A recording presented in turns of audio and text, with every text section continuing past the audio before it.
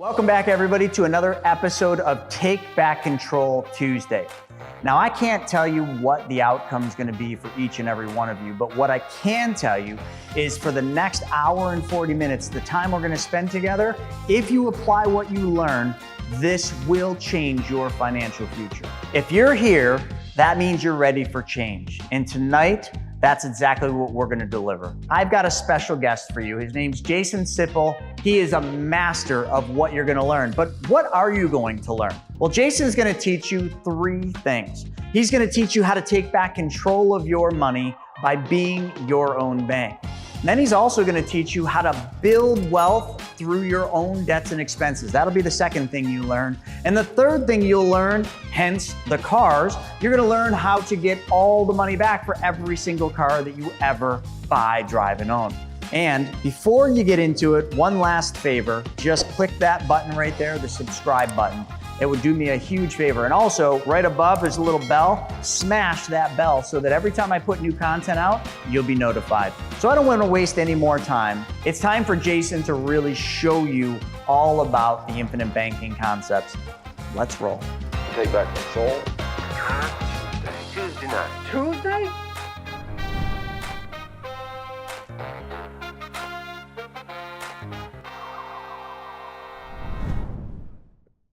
Who here, and I want show of hands in the chat, who here wants more money? Who here wants more control of their money? Who here wants freedom and the feeling of financial freedom? What would that feel like to each of you? What would that do to your relationships? And I'm going to let you in on a little known fact. The wealthiest families, visionaries like the Rockefellers and Walt Disney have been using a strategy called the infinite banking concept for ages to build and preserve their empires. The strategy is simple, it's legal, and it's something that's available to every single one of you. And it all starts with just changing one thing. I'm going to talk about the one thing the entire presentation, because it starts with just changing one thing, and that's paying ourselves first. And shockingly, we're giving away a huge chunk of our money every time we get paid. To the bank, to Wall Street, to the government. And if you believe that they're more important than you and your family, well, I'm going to show you how you can take back control of that money, because I don't believe that you want that for your family. So as we dive into this today, I'm going to show you how you can make money with every car that you ever buy, drive, and own. We're going to uncover how you can turn your debts into assets, recycling and recapturing all that money. And why does success leave clues? Why is being here today, investing your most valuable resources, your time, your energy, your focus, leave clues, just like Tony Robbins said, the big guy said. So let's go through this. I'm going to show you step by step, real life examples on how you can do this and put yourself in a position of building, keeping, and creating more wealth, and the 4 freedoms as mentioned in the chat. So buckle in. Are you guys ready to learn how to create your financial success map? Together, we're going to map out the millionaire mystery using the money multiplier method. Let's go. So imagine yourself, we're going to do a lot of imagining today. So imagine yourselves in a room with 100 18, 19-year-olds that just graduated high school. They just got out of school, they have their degrees, and you ask them, who here is going to be successful by the age of retirement? Which is made up, but by the age of 67. Every single one of them is going to be throwing up their hands. They're going to be screaming out. They're not even going to wait to be called on. They're going to be so excited and so anticipatory of their future. They think they're going to be the next Steve Jobs, the next Elon, the next Mark Zuckerberg. They're going to be millionaires and billionaires, wildly successful. But if we fast forward decades until they actually retire, why is it that only 5 of those 100 excited, individuals, those excited teenagers who have the whole world in front of them are financially free? Why is only one of them actually wealthy? It's sad, but it's the truth. And I'm going to show you this shocking statistic from the Social Security Administration shows us that only 5 out of 100 people are financially secure by 100 years old. And how's that possible? Just think about what we were talking about at the beginning. How's that possible? We live in the greatest country in the world, the country with the most freedoms, the most ability to create and be creators. Why is it that so many people fail financially? Could it be intentional? Never said that before, but could it be intentional? Could it be we're taught to give up control of our money, to assume the risk? Well, all I'm asking today from each of you that are already here, giving your most valuable resource, is keep an open mind. Put the ego in check. Put it in the back seat. Be open and ready, as Yvonne said, to apply some new knowledge, right? Because what I'm going to show you is a paradigm shift. It's a complete 180 from everything we've been taught by the television, by our financial advisors, by our uncle or our grandparents or whoever gave us financial advice growing up. Because the reality is those teenagers weren't successful because they didn't have a financial philosophy. So together, let's build one. Let's build something better for our future. Like Will Rogers said, the problem in America isn't what people don't know, it's what they think they know that just ain't so. One more time. The problem in America isn't what people don't know, it's what people think they know that just ain't so. Pop an I in the chat if you resonate with that. Have you ever thought you knew something and then when you saw the actual truth, you're like, whoa, wait a minute. That's not at all what I thought was true. So again, I'm going to challenge you to be open to think differently. It starts with thinking differently. Probably the hardest thing that we can do as individuals is stop and think. Stop, think, then act, right? And who am I? Why am I here to present this to you? I'm going to go in the Wayback Machine. I'm going to take you back and go into the space that, I don't love visiting the space, but I've had philosophies for how I'm a father, how I show up for my wife, for my family, for my health, for many things. And I didn't have a financial philosophy.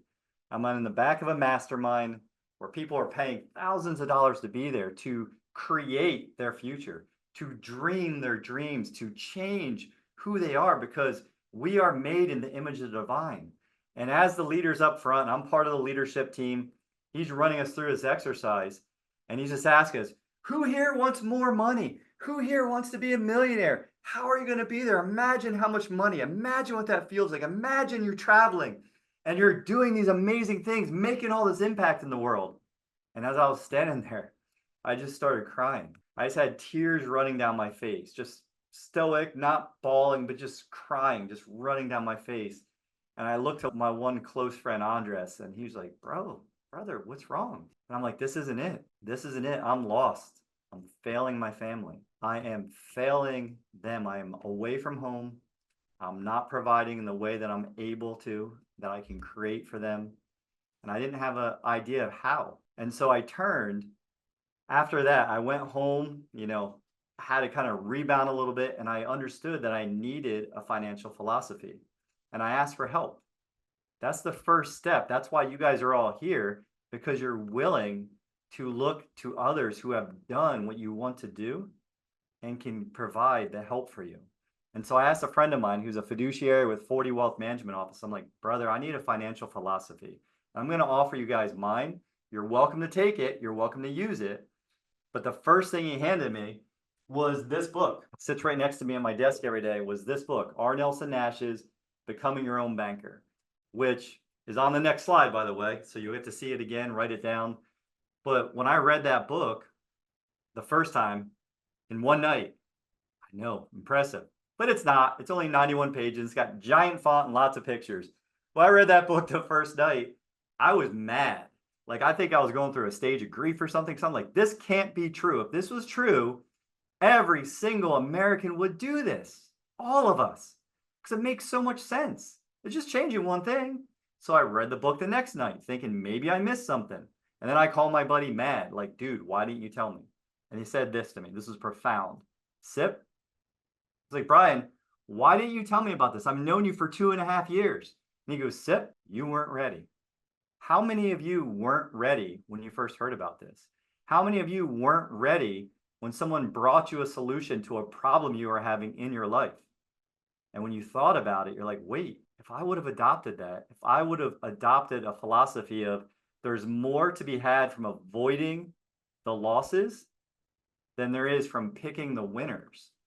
There's more from building a financial, stable bedrock, an environment where my money is perpetually growing than there is from trying to go out and pick the big winners all the time and losing sometimes.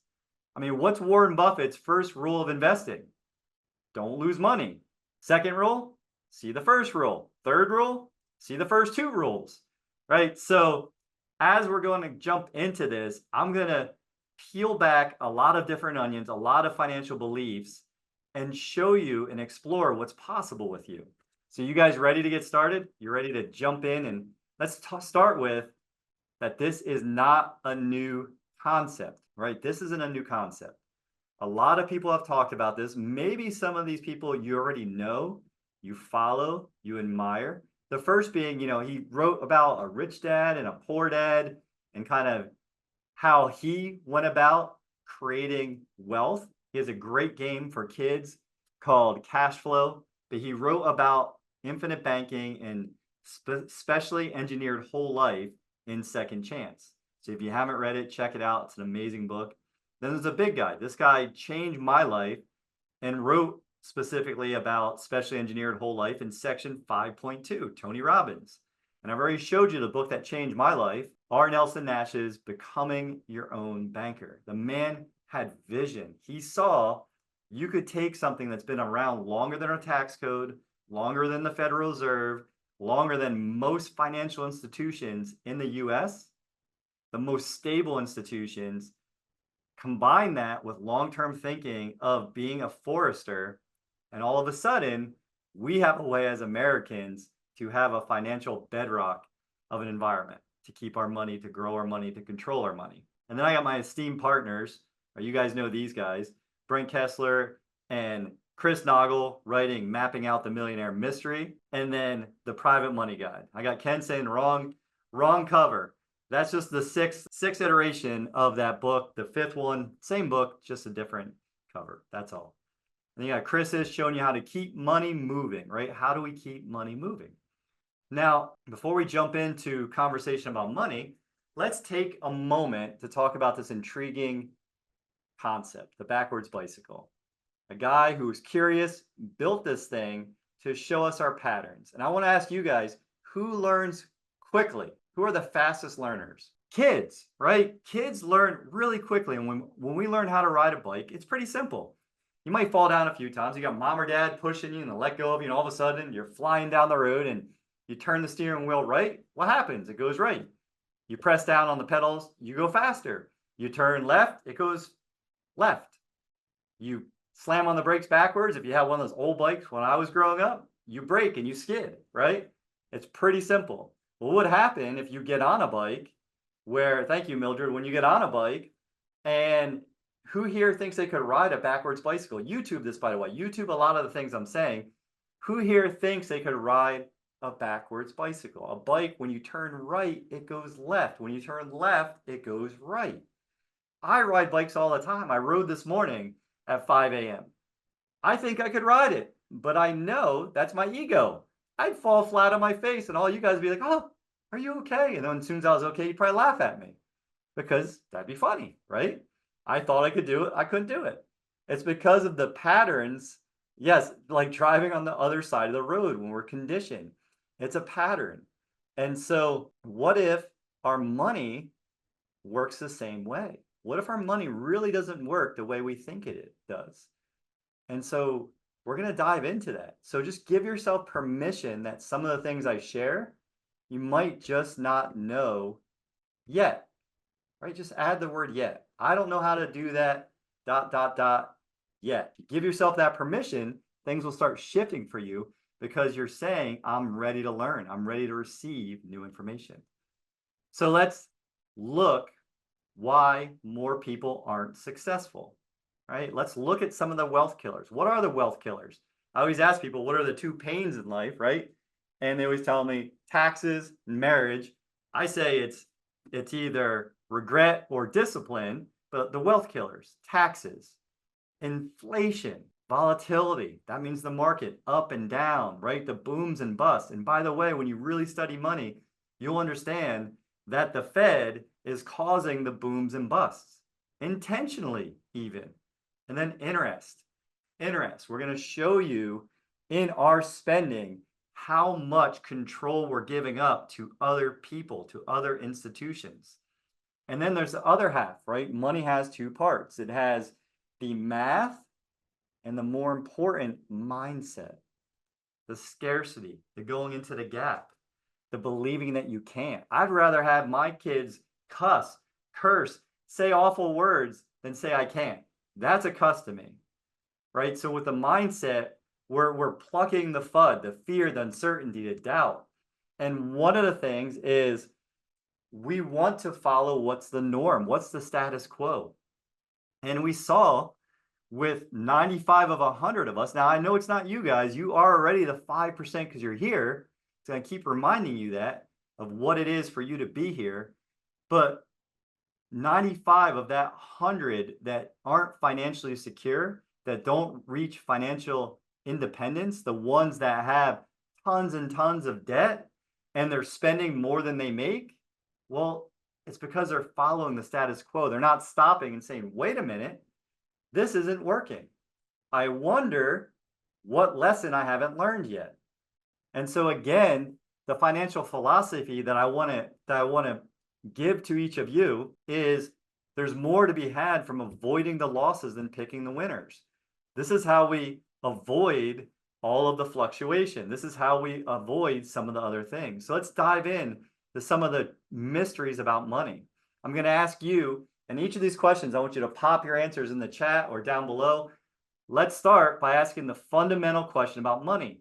What's the definition of money? What do you guys think the definition of money is? I'm going to offer you a simple definition. Money is nothing more than a means of exchange, right? We trade money for coffee, coffee for money, money for car, car for money, money for food, food for money. It's a way that we can work with each other. It's a way that we can keep things flowing. It follows God's natural law of motion. Things have to stay in motion. And when they're in motion, they tend to stay in motion. It's a medium. It's nothing more. The value we give to it is nothing more than what the value we attribute to that thing that we want. That's why people can negotiate. And so what company uses compound interest? Which company? You guys might have screamed out banks. I'd be like, well, they pay you interest. They make interest. But think about this. When you walk into the bank, Yvonne knows, when you walked into the bank and you hand that teller that fresh $100 bill and you write your name on it, right? Yvonne, Sham, Mildred, Jason, we write our name on it, we hand it to that teller. Do they go back, walk back, stick it in the box, and then it just sits there? It doesn't move. I mean, when you go back and get your money, is that money still there? Is that how it works? No. That money has to stay in motion. Think about it. You wouldn't eat fish from a stale pond, right? You wouldn't keep your body out of motion. You wouldn't just sit all day, every day without moving. Like, you have to get up and move. We need to keep things in motion. That's what your money has to do. Yes, money loves speed. And so are your dollars worth more today or in the future? This one used to confuse me, but think about this. If you think back to when you were a kid, no matter how old you are, how much was a candy bar back then? When I was little, candy bars were maybe 50 cents, 25 cents. Today, you can't even buy a half a candy bar for that amount, right? So our dollars are worth more today, and they're going to be worth less every day going forward, right? Our present money. I want you guys to take your strong money today and put it somewhere where it's going to grow for you continuously to give you more money to use in the future. Taxes, are they going up or down? Do we want to pay, do we want to pay taxes on the seed or on the harvest? Now, a lot of people get confused. They think, well, taxes are so high right now. We have an election coming up. How could taxes go any higher? But if we look historically, if we go back and look at the beginning of our tax code, which is 1913, we'll see that taxes in the 30s and the 40s and the 50s were so much higher than they are today. They're so much higher. But what's the government do? The government can only make money by doing what? By taxing us, by increasing the rates, or by taxing more things. So we want to pay Uncle Sam. We want to be our good American citizens and pay Uncle Sam the taxes one time and never again. We don't want to pay taxes. Remember, the wealth killers, taxes is one of them. So we want to pay taxes on the seed, not the harvest, not the big growth that we've worked so hard to create. And what do you guys know about your retirement account? What do you know about what your money's tied to? If it's going up, if it's going down? I bet most of you just know, like, it's been a little chaotic, Jason. I don't know. Like, I plan on retiring in 10 years, 15 years. Sometimes it's up, sometimes it's down. I'll tell you what I knew. Every time I went and met with Schwab, they would ask me two questions. Jason, how do you feel about taking on more risk? And I was like, I don't like that. I don't gamble. I don't know what that means. Well, how do you feel about retiring 20 years later? I was like, what? You're definitely not listening to me. You definitely don't understand what my intentions are, what the freedom that I crave is. And that's time freedom.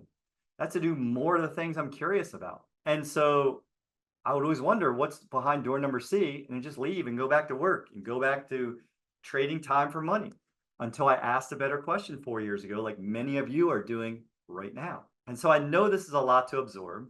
I know I just gave you stuff that might be like, wait a minute, I haven't heard that before. But I just want you to think, you've been taught the traditional way of thinking about money. But to truly create, build, and keep generational wealth, I want you to challenge these old paradigms, these old concepts of how money truly works. And let's look at what the money multiplier method is. It's only 3 steps, right? It's 3 steps. We're going to talk about a machine that keeps your money flowing, that allows you to save and spend at the same time. We're going to talk about a marathon. And by the way, this is my least favorite part of an Ironman triathlon, but I believe that life is more like an Ironman because there's a lot of unseen challenges. There's a lot, like, I want to swim 2.4 miles before I bike 112 and then run the marathon. We have ways of engineering this where it can be built for the marathon and help you solve some of those short-term needs, but not with short-term thinking. So the marathon is the second part, the machine, the marathon, and then we're talking about everybody's favorite topic. This might not be your goal, but what if we could show you just factually how you can map out the millionaire mystery? And not just a millionaire, how can you be a multimillionaire? I'm going to show you how by recycling and recapturing your money later on, that you guys would get there way faster than you could even imagine. And what is this machine, right? The machine that we're talking about is, when I show you this, I don't want you to shut off the Zoom, to run out of the room screaming, to be like, I knew it. I knew it was too good to be true. The machine is nothing more than dividend paying, whole life insurance from a mutually owned company. That's it. It's something that's been around for 200 years. Again, our tax code's only been around since 1913. And do you think the wealthy are using this specially engineered, cash-rich whole life because it's something the rest of us don't know, right? Why do you think they're using it? Why are you guys wondering what the wealthiest are doing? And I'm going to show you on the next slide. I'm going to skip through this really fast so you don't see my, hope you didn't see that. So here's a fun interactive exercise I do in a lot of my strategy calls. Grab a pen, grab a paper, or whatever, writing utensil you want. I like my Dr. Seuss pencil here.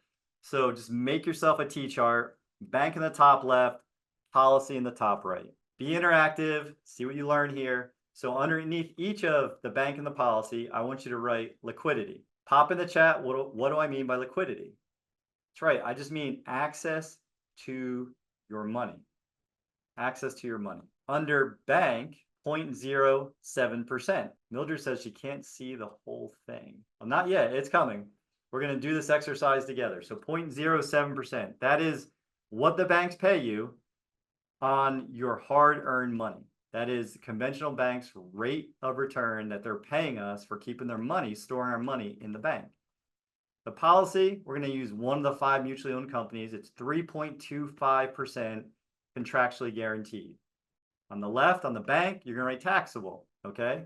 That's right. All that massive growth is taxable. On the policy side, tax-free. Tax-free growth, tax-free distribution, tax-free loans. The bank, unstable. Well, what do I mean by unstable? Unstable, think about the Silicon Valley Bank at the beginning of 2023. Think about the other banks that followed in New York and the Midwest that went out of business last year when they made a run on the banks, because banks don't actually keep our money in the banks. Like I said, they have to move the money, have to loan it out. Well, the policies are stable. All of the companies we work with, all 5 of the mutually owned dividend paying whole life companies have been profitable from 100 to 160 plus years consecutively. Since they opened their doors, they have paid a dividend and been stable, been profitable every single year. Not a bad track record, not guaranteed. You're not hearing me say it's guaranteed, but not a bad track record. In the bank, the money's not protected. You own a business, all the entrepreneurs here, you own a business, someone gets hurt on your property. That money that's in your savings in a money market might not be protected against liens and judgment. Well, the policy, it's protected against liens and judgment. Those are all your living benefits. So you have access to the money. It's tax-free growth. It's in a stable environment. It's protected against liens and judgment. And it is earning you uninterrupted compounding interest. You're never interrupting the growth. And on the bank side, if you use that money or if you don't use that money, is there anything extra? No, there's no death benefit. But on the policy side, you have the tax-free death benefit. Because guess what? At some point, we're not going to be here. So we want a tax-free multiple instant estate for our family. And so I want to ask you guys, where do the banks keep their money?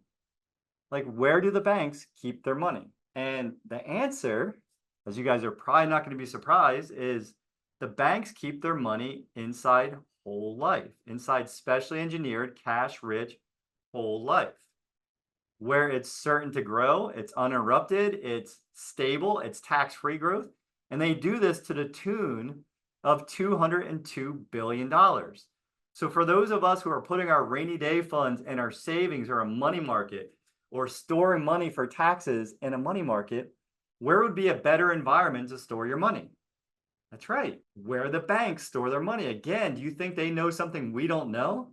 Why not just do what Tony Robbins says and follow the clues? Success leaves clues. Now I'm going to talk about how does your money flow? And I'm going to change from being your, the person presenting, the presenter, to Jason the banker. So let's delve into the question, what is your money really doing for you? And we're going to look at this. So how does your money flow? Imagine that you've been saving up in your bank account for this beautiful car. Just imagine the car you would love. And whether it costs $25,000 or add a zero or anything in between, this is just an example. So a $25,000 car, you're storing the money at my bank. I am Jason the banker, Jason Sipple the banker, and I'm paying you 4%. I'm a really generous banker. I'm really taking good care of you with that 0.07%. Remember, now I'm paying you over 4 times what that other bank was paying you. So I'm really generous. And now imagine you come into me and you're like, hey, Jason, I know I've been saving. I've been practicing discipline. I have really good saving habits. I want to take my money out of the bank and go buy this beautiful car. And you're telling me all about it. And I'm all like, that's amazing. That new car smells so great, isn't it? And I'm like, but hey, let me ask you this. If you're so excited about this, what if I tell you a way? If you just leave your money here for the whole time you finance, I'll keep paying you that 4%, and I'll give you a loan on your money at 6%. So I'll keep your money growing. We won't interrupt the compounding at 4%, and I'll loan you $25,000 at 6%, and then you pay us back. And you're going to pay us $483 a month for 60 months. Do you guys think in this scenario that you're going to make money, right? The money's growing at 4%. I'm charging 6%. Is the individual buying the car going to make money? Yes or no? In the chat, yes or no? I got some, there we go. We got one yes from Chris. Yes. And why? Why are they going to make money, right? Well, if we keep going, if we think about it, if what is happening, the money is growing uninterrupted and compounding at 4%. Well, you're paying back a loan, and as you pay over time, more and more is going to the principal over those 60 months. So your future value, if you do, again, check everything I'm telling you. Go to Google, go get your time value money calculator. If you multiply 60 months times $483 and change, you're going to get $28,999. Mildred said no. Mildred, Sham, I was with you the first couple of 19 times I saw this. But then look what happens if you kept your money growing uninterrupted. You have $30,525. I'm in Florida, so maybe we do math different down here, but is $30,525 more than $28,999? It's in your head answer. Is it more? The answer is yes. You have made $1,526. And the longer that time goes out, the more you'll make. The bigger the margin, the bigger the spread on how much you're putting in, the more zeros go behind that. If you would have done 250,000 and had the 250 compounding at 4%, then you make $15,000 on that money in that 5-year period, right? And it keeps increasing because as you pay back a loan, again, you're paying back a loan that is going down in how much you owe, and your uninterrupted compounding interest is always growing. Again, this challenges the way we've been conditioned about money, and it's time to start learning how money really works for us. So now let's look. Remember, I'm Jason, the super generous banker. My bank pays 4%. Now you guys are going to save up your money for a while, and you're going to deposit $100,000 into my bank. And let's look how the banks are going to make money on this money.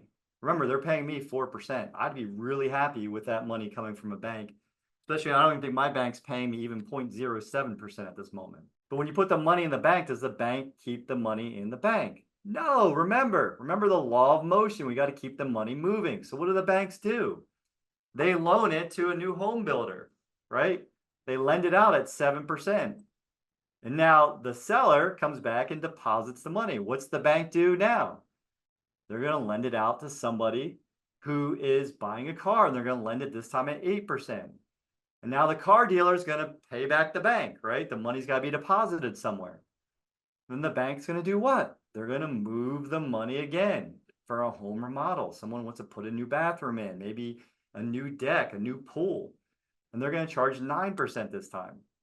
And the contractor is going to put the money back in the bank. Now look at all of these loans the bank has made. Is there much risk involved? No, they're in a first lien on a home, a car, a home remodel again, a home again. And now, so as you see each time, because the duration is smaller and there's maybe a little bit more risk, the interest rate they're charging goes up. So they're covering the risk. Now they're going to turn around and do what? They're going to lend the money out again. Now it's for a debt consolidation. Remember, the banks are creating the debt by giving us credit cards, which we go and use and fall into the credit card trap. And now they're charging us 12% and the money comes back. So let's look, if you look at this, how much money has the bank made in each of these situations? Remember, they're paying us 4%. It's all about the spread. How much are they making without using their own money? With our money, right? The first time they're going to make 3. Now, next time 8 minus 4 is what? 4. So we're going to throw a 4 up there on the board. Now we're going to do the next one. We're going to do 9 minus 4 is what? 5, right? So far, if you're following me, we're at 12. We got a difference of 12. Now they're going to lend it out again. They're going to make another spread, and they're going to make 8%. So if we add these up, the banks have made 20%. But have they really? No, we're making 4%. The banks are making 5 times that much. The banks are making 500% on our money.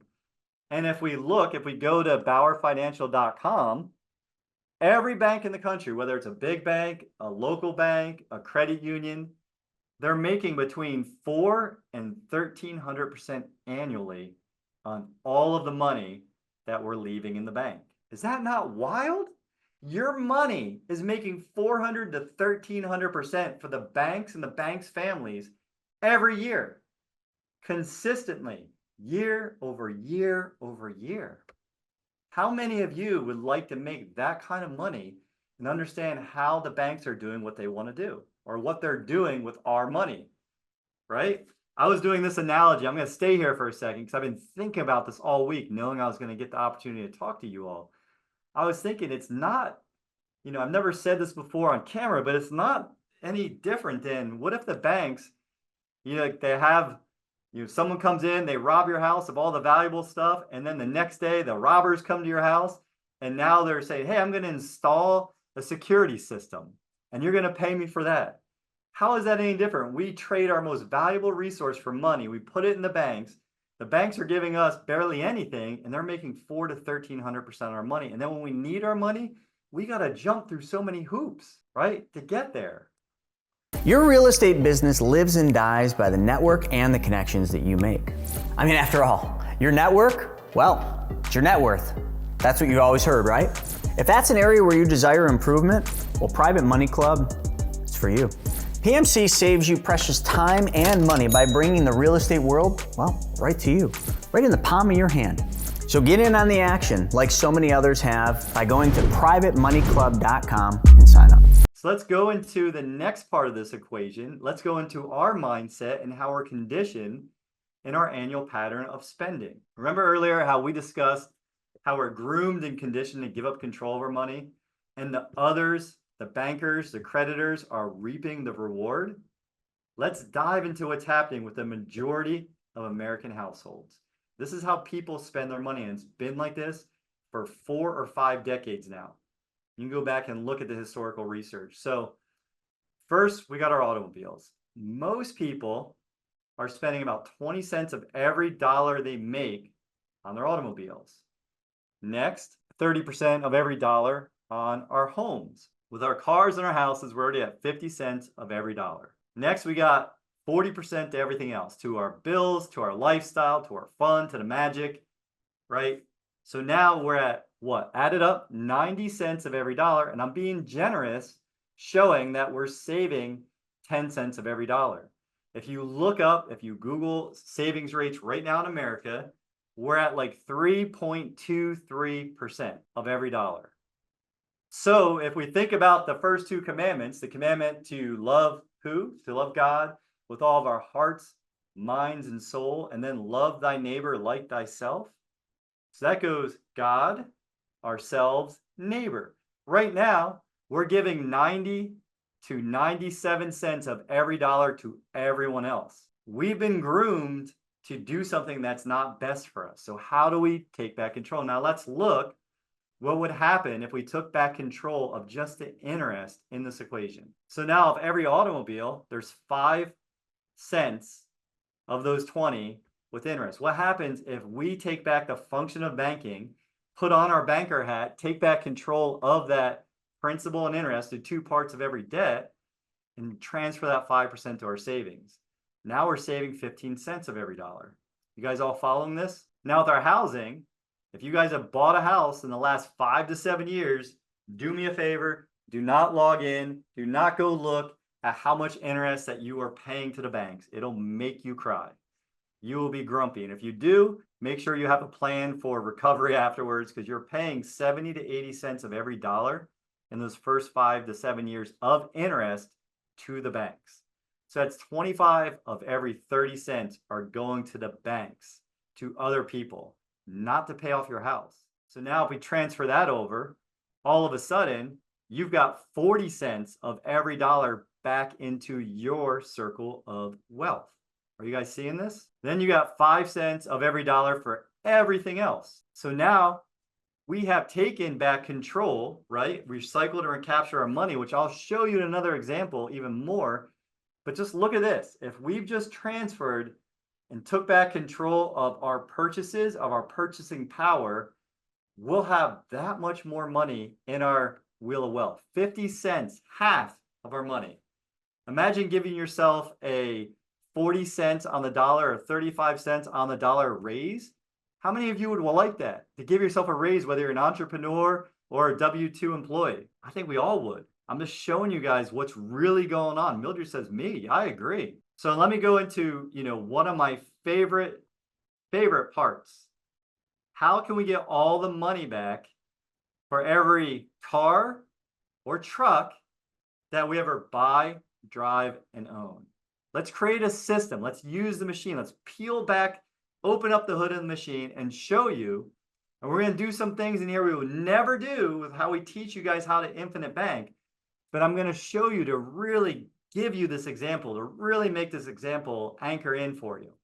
So let's start looking at this. Let's start looking how we can make a premium deposit. Remember, every time you get paid, that money goes into your account. How's it feel? It's amazing. It feels so good, right? We're going to not worry about the age. We're not going to worry about the death benefit. So I'm going to be ignoring them. And I'm going to not, I'm never going to tell you how much premium deposits to make into your system. But in this system, it's going to work with whatever number will solve your money problem or your money opportunity. So let's look at this one. So we're going to talk about the premiums as deposits. Age doesn't matter. Death benefit doesn't matter, like I was saying. For this example, we're going to put in $10,000 a year for that $25,000 car that we talked about in the earlier example. So in year one, we make $10,000 deposited into our banking system, right? Our premium deposit. Year two, the same thing. Year three, the same thing. We have been a good saver, a disciplined person because we really wanted this new car and we want to buy it with our machine. There's other ways to build this too. That's way we can get there faster. But for this example, I'm going to show you guys this $10,000 a year. By year three, we've got $25,000 in cash value. We take out a loan. And remember, when we take the loan, the tax-free loan, what happens? We are now the debtor from ourselves, from our banking system. So now to take back control of the banking function, I'm going to be Jason, the debtor, the car buyer, and Jason, the banker. And I'm going to loan myself the money. And to be an honest banker, I'm going to go to a site like bankrate.com. And I'm going to look up what is the going interest rate for a car, for a used car, the type of car in Orlando, Florida. And I'm going to get the percentage. And for this example, we're going to use $500 a month. $500 a month times 12 months is $6,000 a year. So now I have the new vehicle. I have taken back control. I am paying myself back the principal and interest back into my policy, back into my specially engineered whole life policy. And as you're putting that back in, we're going to put that money back, pay ourselves back over 5 years. What happens? Now we've deposited $70,000 in premiums and another $30,000 in paying our loan back. When we take out the $25,000 loan, we should have $75,000, right? That's how much this whole system has had. But look, our cash value has grown to $67,881 over that period of time, even taking the loan out.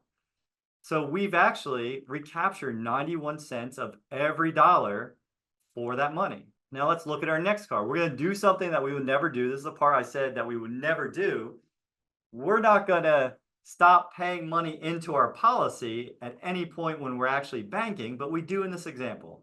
So years from 8 to 12, the next 5 years, we're not going to pay the $10,000 premium deposit. We're just going to stop. We're going to stop. The policy is done. It's paid up.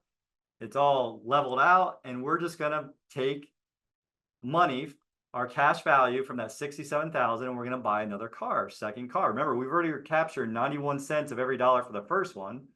We're going to pay ourselves back the same way. And now we paid $30,000 back. We minus out the 25, 5,000. But look, our policy has grown by $23,592 over that period of time. How is that possible when we've only really put in $5,000, right? Because we use 25,000 of it. It's because we are never interrupting the compounding interest within the policy. We're borrowing against our money. And there's 3 rules that we're always going to follow when we're banking. So this is just a first introduction to you guys. Remember, if you don't know it, you just don't know it yet. So the first rule, pay yourself first, as I hit on. It's like when the oxygen mask comes out, pay yourself first as if your life depends on it, because actually it does. Pay yourself back with interest. Recycle and recapture your own money. When you're purchasing your things, when you're purchasing and using your financial purchasing power, we want to recycle and recapture all of the interest that used to be going to someone else and bring it back to our family. And if this works for your car or for your truck, what else can it work for? Anything. So let's go through another example of how we can recycle and recapture our debt. We're going to use one of our actual clients' examples. Just imagine this is your debt. So this might not be yours, but just imagine if this looks like what your debt situation looks like, and just plug your numbers in. It's like Albert Einstein said, we have to know the rules of the game, and then we have to play better than anyone else. Okay? So we're going to look, this is this individual's debt profile, and I'm going to share some exciting news of what we're doing as a team as I go through this as well. So as we go through this doctor, this chiropractor, right, this client of ours, here we go, was saving, he had $478,000 of total debt. His monthly payments were $5,777, right, which is, if you add it all up, $69,000 a year. If he paid it off at the interest rates over this period of time, it was going to take him 19 years to get out of debt. Now, see what happens when we take the $25,000 a year that he's paying towards these things, right, that he's saving, and just change that one thing. Where does that money go first? We deposit $25,000 in. Remember, it's a marathon, so not all of it's immediately available. We're going to pull out the cash value of $14,863. And what are we going to do with that money? Well, we're going to pay off our debts. We're going to recycle and recapture. We're going to knock out the Discover card, knock out the Lowe's car, pay down the Nordstrom. We're going to recapture $448 a month in year 1. Okay? In year 2, we're going to do the same thing. We're going to make another $25,000 deposit. Remember, we paid ourselves back to $448 times 12. That's the payments, $5,374. Second year, we have more access. Remember, it is a marathon, but every year there's more and more access to the money. So now we're going to take those numbers. We got 21,000. We're going to pay off the Nordstrom, the Wells Fargo, and the private loan.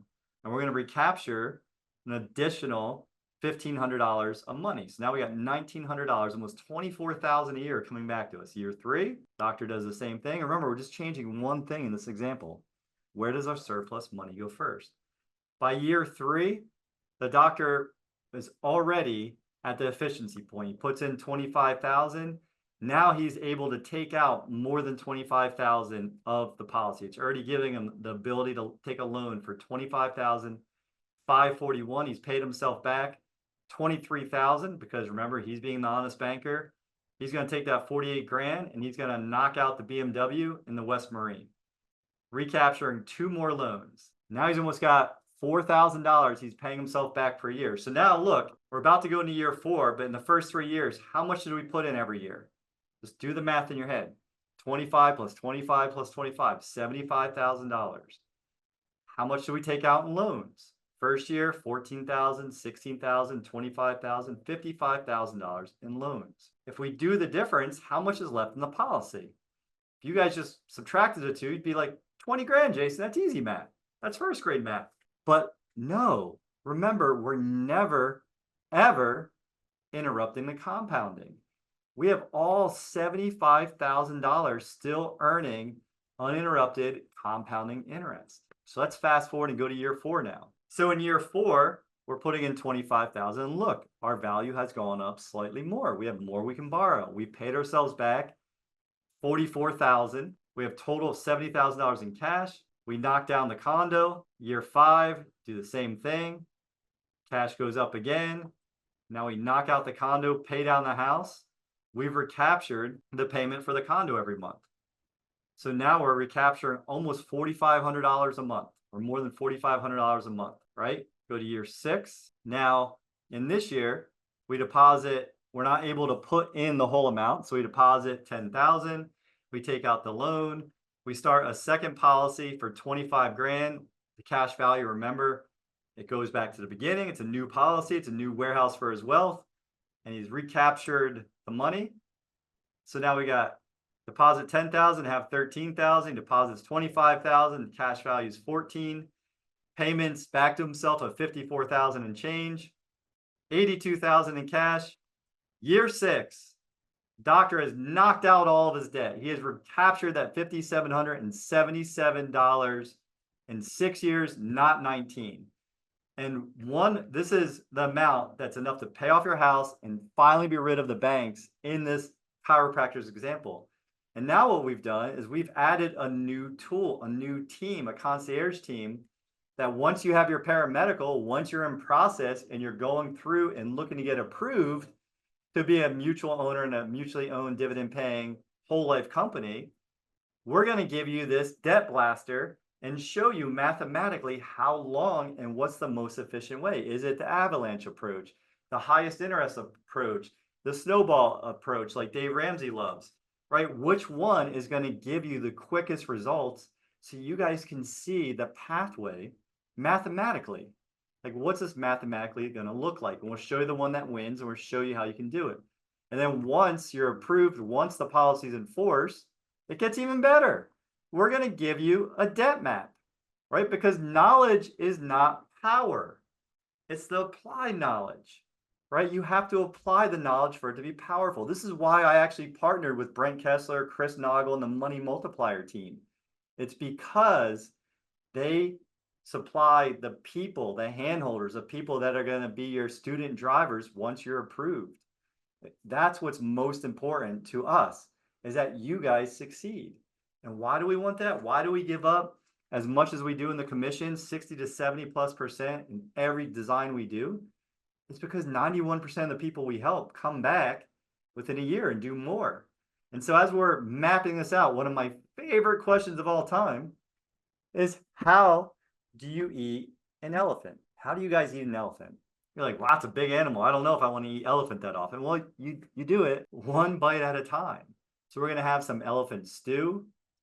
We're going to have some elephant steaks, maybe some elephant salads. We're going to find creative ways to make elephant and eat it as long as it takes. It's like any skill set you guys give, it takes time. You build it over time. Anything worth doing takes time. It's like the man at the top of the mountain or the woman at the top of the mountain. They didn't just fall there.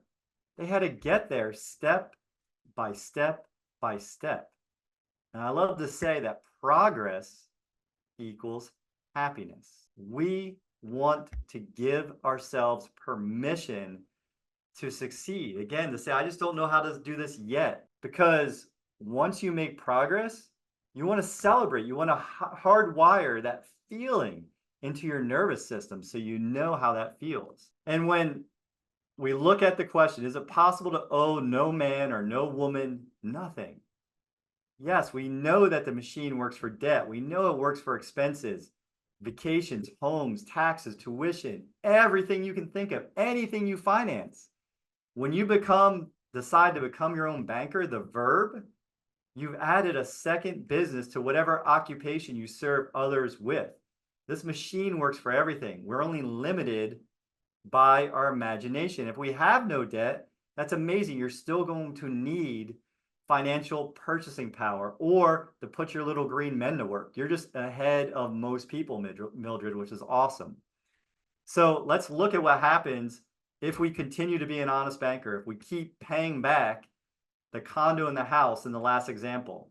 Remember, one was $879 a month, still had 251 payments. The house was $1221 a month, 224 months. Add those two together, $493,000. Remember, we're mapping out the millionaire mystery too. I promised a lot of things here and am delivering on each and every one of them. And so now over this amount of time, we would have paid this money to the bank. Now look, we have $500,000, but wait a minute, it gets better. What? Get out of here, Jason. How could how could $500,000 get better? Well, remember the 4% interest rate, right? Now we have 749,000. And this might be lowballing. I'd rather underpromise and have you guys have more money.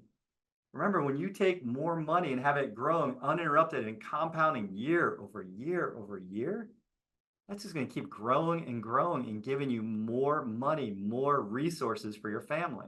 So now that you guys know this, everyone should do it. If we're not doing it, aren't we stealing from our kids, our grandkids, our great-grandkids? Like, I have this vision for myself. I don't know what your vision is, but I just imagine the future of the Sipple family. I imagine what I learned 4 years ago and how it's changed my family's life. And just a painting of Grandpa or Pop Sipple over the fireplace at our ski lodge. And to say, hey, that dude, that's the guy, that crazy guy there, he's the guy who decided to do something that everyone said was too good to be true. And look where we are generation after generation after generation later. You know, it doesn't matter if you guys are making $10 an hour, 10,000 an hour. You need to be doing this. You want to take back control of your money, like I talked about with the founding fathers. You think they saw us being groomed to give up control of our money, to take on the risk, to live paycheck to paycheck, to have debt that is just crushing our spirits as parents, right? As mothers, as fathers.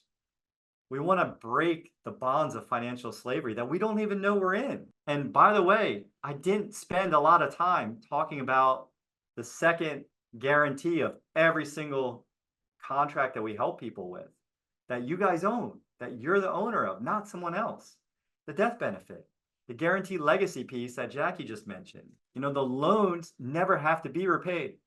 But we teach you to repay them because we want you to be an honest banker. So don't not repay your loans. But if you didn't, all that happens is when you pass, when you die, when you kick the bucket, when you graduate, as Chris loves to say, the loans are repaid from the death benefit. So you don't technically have to repay them, but you want to, because you don't want to eat at that growth. And internal values grow tax-free year over year over year, always. And they grow daily, by the way. I just took out a max value loan two and a half weeks ago from one of my policies. I logged back in last Friday. I already had like $11 in there. It's not a lot, but hey, 3.25%, 0 to 11 some dollars in like 2 weeks. I'll take it. And that's going to keep growing as I pay it back. As Warren Buffett said, if poor people would just do what rich people do, they wouldn't be poor anymore. There's only one of two things that's going to happen to each and every one of us. We're either going to live, right? Or we're going to graduate. We're going to die. The question becomes, are we better off with the policy alive, and our beneficiaries are better off with it too if we die? So you guys are at the end of my presentation. I will stick around to answer more questions, but you have a choice. And I want to first start by acknowledging you again. Thank you for your most valuable resources, for your time, your energy, your focus. You are doing what 95% of people will not do. They will not take the time to invest in themselves. They will not take the time to be here and learn more. If you want to schedule a call with me, I'll pop this in the chat. Let's see if I can do this multitask. I move my face, but you can schedule with me here. I'll pop in the chat for you. And if you have questions, pop them in the chat as well, and I'll answer them. I have a couple kind of, as you guys are here, I have a couple questions that are commonly asked. How do I get started? Well, you book a call and we start the application process based on what you want to get approved for. What if I don't have a large amount saved, Jason? That's okay. Would you agree the wealthy have more choices? You can pay yourself either monthly, you can pay yourself annually, and you can change that premium deposit mode of payment year to year based on how you cash flow. If you haven't, let's see, can you help with an already existing whole life policy that has good cash value? That is something Lilia that is something where we would look at together. Would it make sense to move it into something like this? A lot of times, whatever a policy has been built for, it has a job. If it's doing its job, my personal feeling is if you have a regular old whole life that's giving you good cash value and you're putting in money and it's giving you more back than you're putting in, I wouldn't change that, right? Because it already has uninterrupted compounding interest, but that is an it depends thing. We'll talk about it. But my recommendation is typically, if it's doing really well, we wouldn't touch it. But if it was doing the reverse and not doing really well, then yeah, let's look at that together. Jackie is living off an inheritance. I want to grow it. I've been using it. I want to reverse the flow to build it back up. Well, this is a perfect vehicle for that because it's growing uninterrupted. And then you can learn different systems, Jackie, of how the banks move their money. How can you go into something like Private Money Club that Chris and team have developed where they're bringing lenders and borrowers together, where you can make a spread, working with people that you get to meet, that you know, that you vet them, that you do the whole thing. And Lilia, you would just ask for an in-force policy illustration, and you can always book a call with me, email that to me, and I'll take a look at that. Vita, you cannot exchange a 401k into the policy directly. You could look at a couple different options. You could look at getting off the train, as Chris talks about, and depending how old you are, you may or may not have to pay a 10% penalty, depending if you're 59 and a half or not. You will pay the taxes, but you're going to pay the tax at some point anyhow, right? They're tax deferred plans. Tax postponed plans is the real language I would use there. So you just have to look, see how much is there, and does it make sense? Would you move it into this policy where you can use it today? It's not locked up in financial prison. Or does it make sense to maybe, if it's a big amount, maybe you're moving it into a self-directed, creating cash flow from that, and then moving into the policy? There's just a lot. You guys have a lot of choices with the questions. Yvonne, you're very welcome. And then if you're going to book a call with me, Jackie, just go to that jason.beyourownbanker.com/30, book a call. It's right above. Grab that. Perfect. And then when you guys ask, where does the loans I take against my money go? Remember, the interest rate goes back to the insurance company, these mutually owned companies. But I don't know about you guys, but I love an everyone thrives community. I love a community where I know I'm an owner in the company. When I borrow against my money, their money, and use that money to make a spread or get the things I need to buy and take back the function of banking, when I'm paying them back and paying them with interest, guess what? That's part of their profitability. If they're profitable, what happens? They give us another dividend. That's more money. So by me paying them back money so they make money, I make more money. That's interesting. So it's an everyone thrives. It's like in the bank, when we're paying a bank back, do we own the bank? No. Does the money go to anybody but us? No. We don't get any benefit. And when we pay back these mutually owned dividend paying whole life companies, there's a benefit there because we're an owner in their company. Does the amount you contribute have to be the same every year? Carrie, it depends. There is variability in how we build these, right? You have your max you can put in every year, and then you're also going to have whatever that base is and the amount to keep the ability to put cash value back in, which I can teach you. So it can change every year. So you have flexibility. Again, the wealthy have more choices.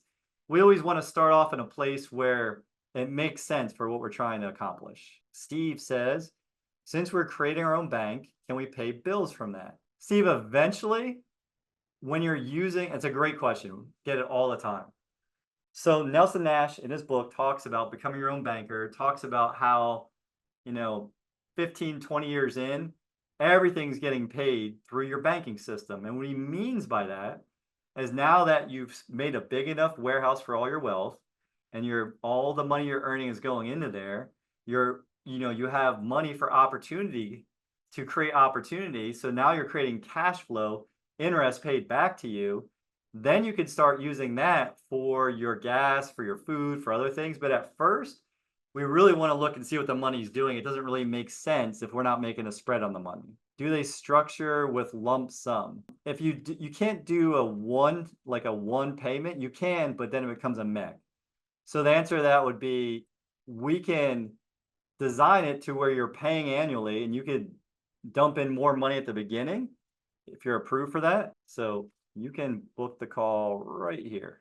You guys are awesome. Again, if there's no more questions, I'll see you in calls. See you for the next time we're back, or myself or one of the other money mentors from our team. We all teach us a little differently. My last name is Sipple, I-P-P-L-E. And I am not on every Tuesday. I am on, the next Tuesday I will be on is, let's look. I'll be back on the 16th of this month. Next week, I believe you either have my teammates Brian or Carson. Both awesome at this as well. Same kind of information, just not me. We all teach differently. So again, blessed to have you all here. You guys are awesome. Thank you very much. And until next time, just keep learning. Remember, if you don't know it, you just don't know it yet. Go take back control of your money. Stop giving your money away to the banks and bring it back to your family. Have a blessed day. Happy 4th all.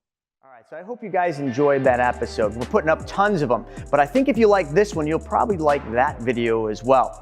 Not only that, I've got a book that I created, Mapping Out the Millionaire Mystery, where we actually show you what the wealthy do in the game they play with money. I want you to have that for free. And if you want to know about all my new videos coming up, click that alert button. Actually, smash that alert button, and you'll be notified every time we put a new video. So we'll see you on the next episode.